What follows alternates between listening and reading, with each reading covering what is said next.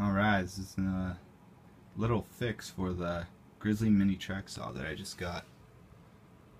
T10824.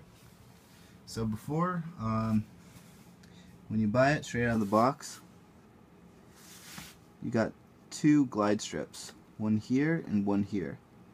And you see what I've done is I took the one from here and moved it over to this side, and I just re-glued it down. You can use double stick tape, or what I did is a spray adhesive on the bottom of this green strip and then stuck it down, lined it up with this edge here.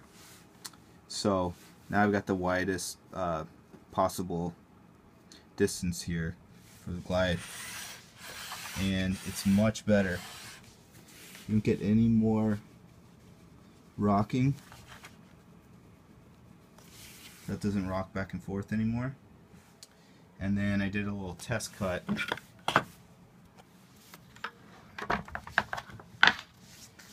to make a little jig.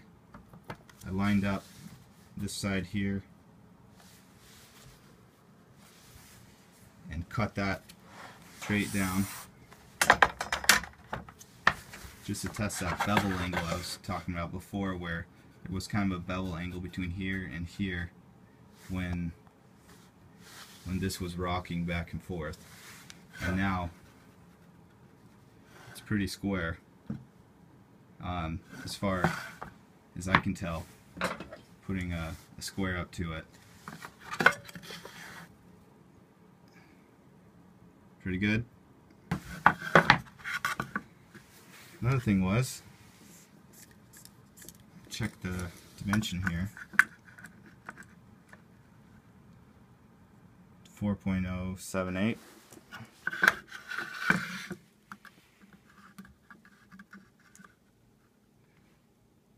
.091, so it's only 13 thousandths off.